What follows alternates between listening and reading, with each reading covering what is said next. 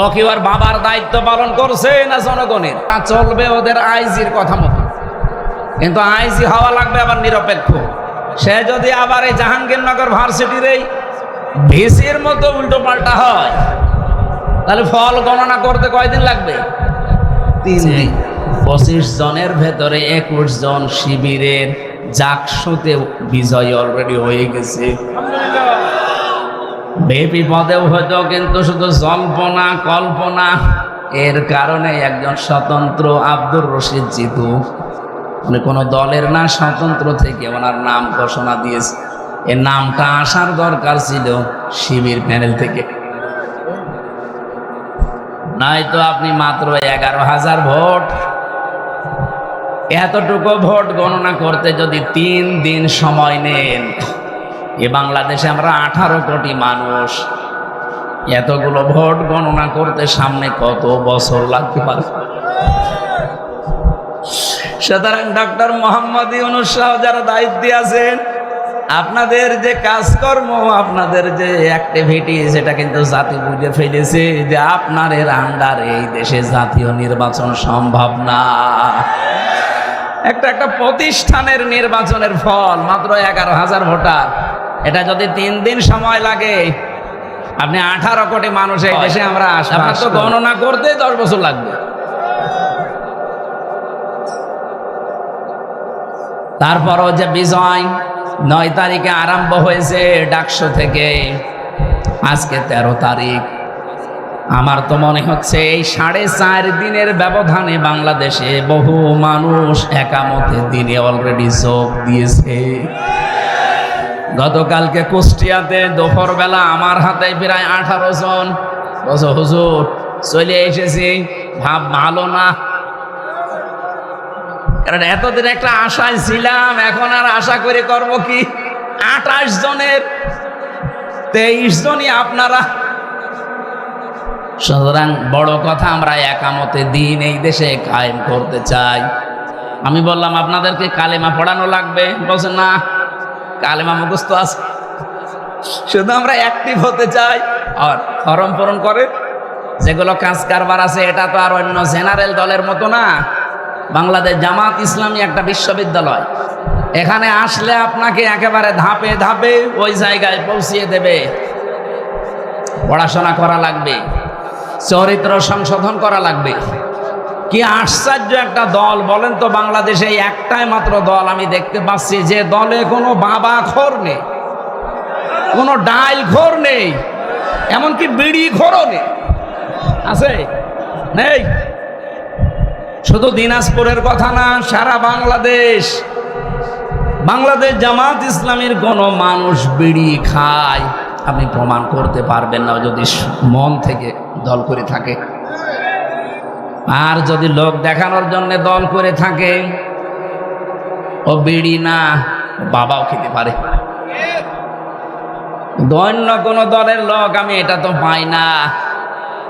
এই জন্য অ্যাক্টিভ হওয়ার জন্য আহ্বান জানাচ্ছি। ও কি ওর বাবার দায়িত্ব পালন করছে না জনগণের? বলেন বলেন।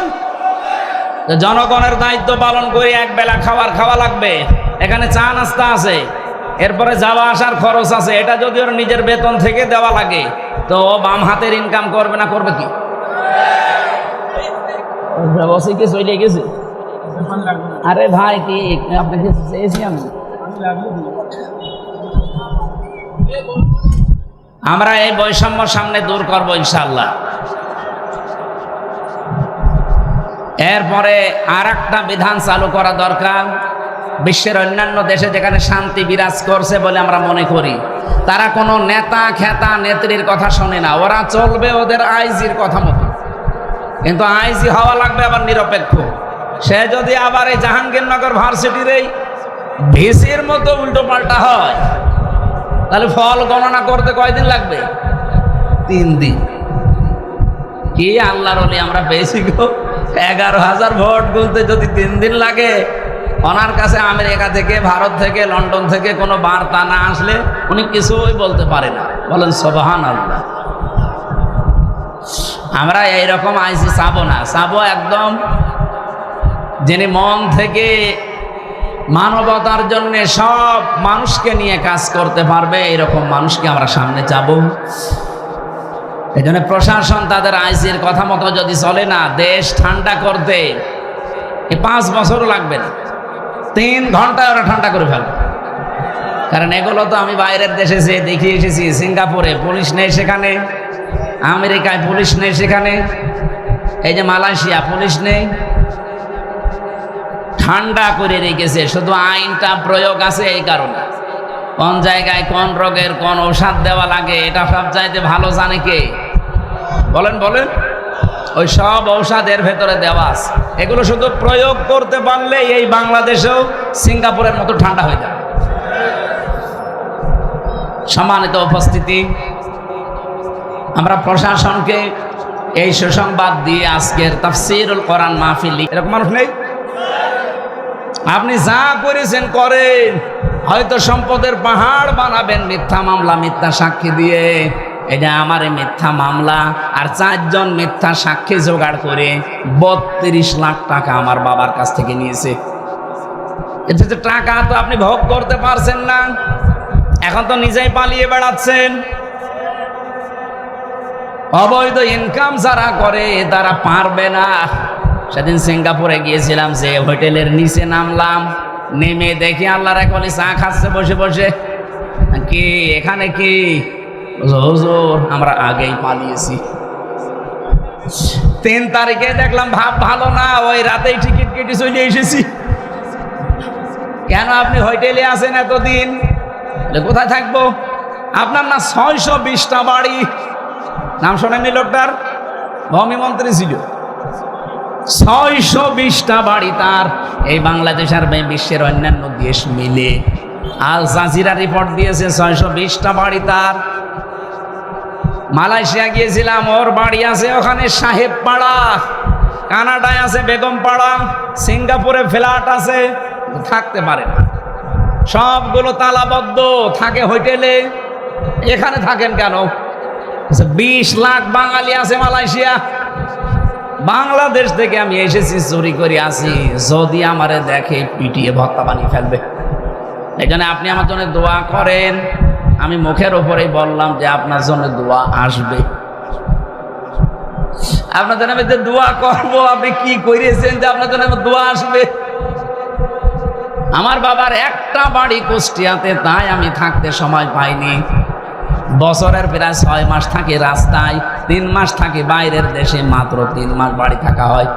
আর আপনি এই ছোট্ট জীবনে 620টা বাড়ি বানিয়েছেন। আপনি মানুষ, হুজুর আর লজ্জা দিয়েন না। আপনাকে একটা গোপন কথা বলছি, ওই দিন থেকে আমি জানলাম যে বাংলাদেশে 100 টাকা বাজেট হয় একটা রাস্তার জন্যে, ব্রিজের জন্যে, মাত্র 3 টাকা খরচ হয়, আর 97 টাকা আল্লাহর ওলিরা খেয়ে ফেলে। এই ছিল দেশের অবস্থা। 100 টাকা খরচ করলে এই রাস্তাটা বানালে 100 বছর যাওয়ার কথা। 3 টাকা খরচ করলে কয়দিন যাবে? 3 মাসও যায় না।